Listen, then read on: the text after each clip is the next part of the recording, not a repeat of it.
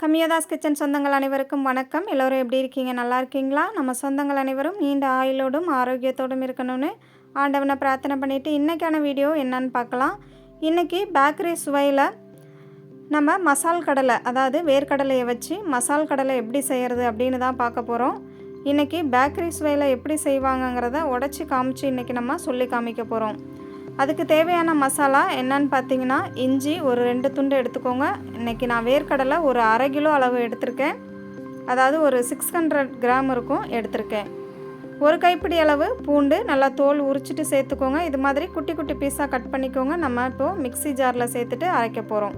இப்போ ஒரு கைப்பிடி அளவு புதினா கீரை, அதையும் நம்ம பொடிசாக கட் பண்ணிக்கலாம். அப்போ தான் நமக்கு மிக்ஸி ஜாரில் ஈஸியாக நல்லா மசிஞ்சு அரைஞ்சி வரும். நல்லா ஃபைன் பேஸ்ட்டாக அரைச்சி எடுக்கணும். அதனால் முடிஞ்ச அளவுக்கு குட்டி குட்டி பீஸாக கட் பண்ணி எடுத்துக்கோங்க.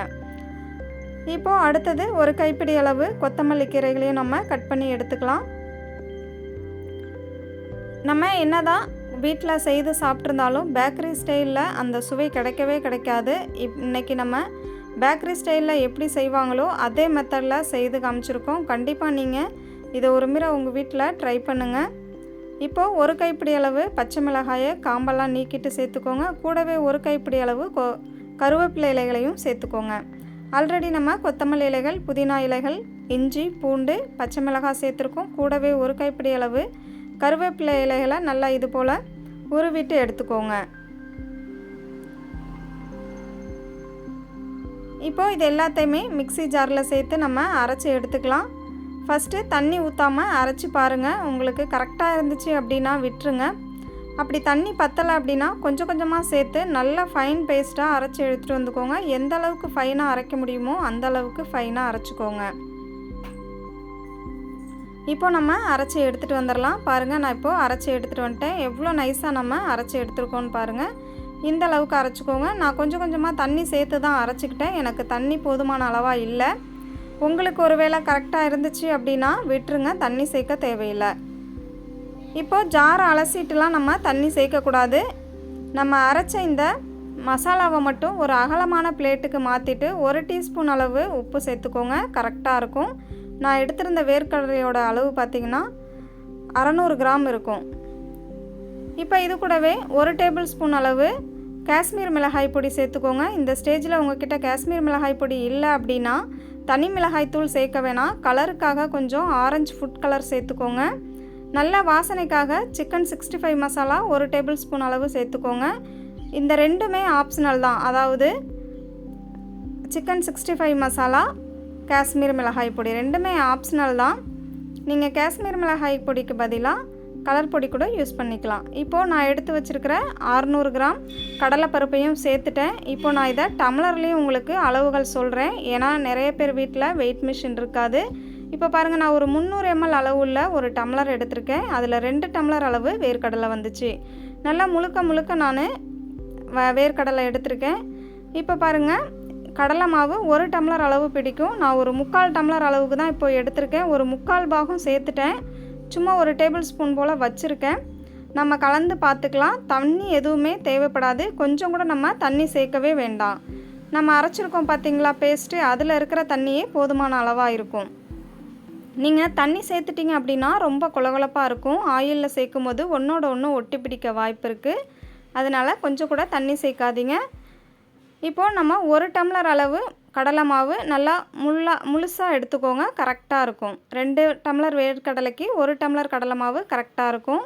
இப்போ ஆயில் நல்லா நமக்கு சூடாக இருக்கணும். அதாவது ஆவிலாம் பறக்கிற அளவுக்கு இல்லாமல் கொஞ்சம் சூடாக இருக்கிற மாதிரி பார்த்துக்கோங்க.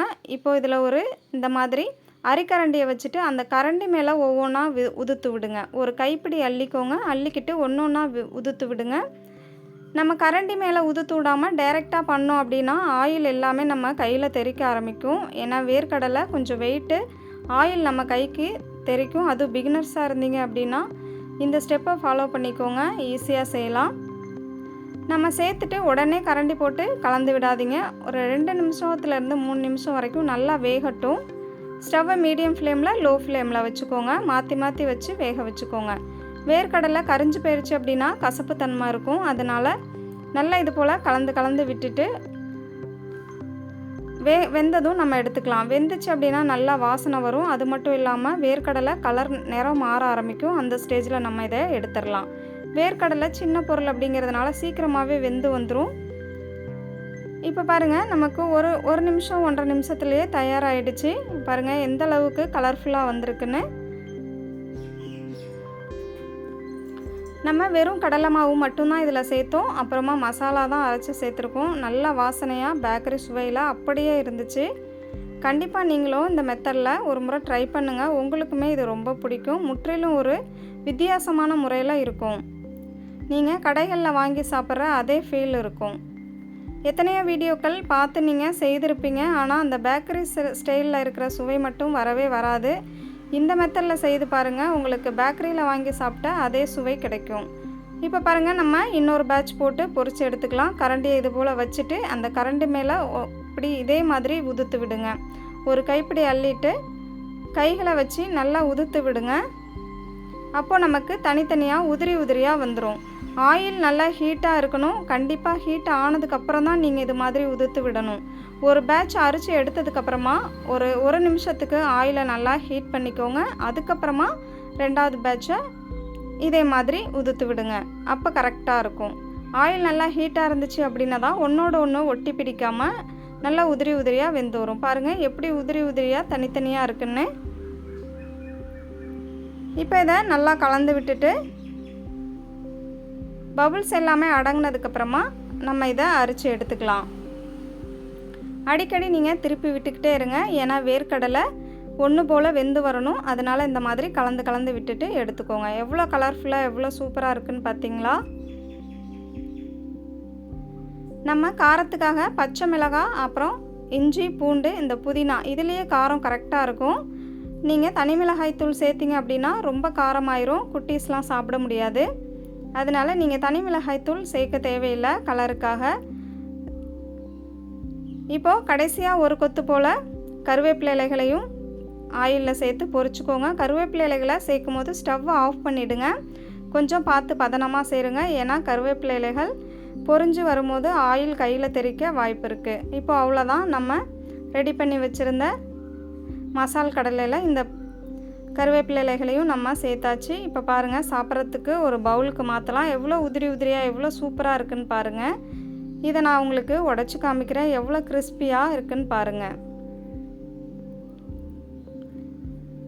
கண்டிப்பாக நீங்களும் இந்த மெத்தடில் ஒரு முறை உங்கள் வீட்டில் செய்து பார்த்துட்டு உங்கள் குட்டீஸ்க்கு கொடுங்க. உங்கள் குட்டீஸுங்களை விரும்பி சாப்பிட்டாங்களா? உங்களுக்கும் இந்த வேர்க்கடலை, அதாவது மசாலா வேர்க்கடலை பிடிச்சிருந்துச்சா இல்லையா அப்படிங்கிறத கண்டிப்பாக எங்களோட கமெண்டில் ஷேர் பண்ணுங்கள்.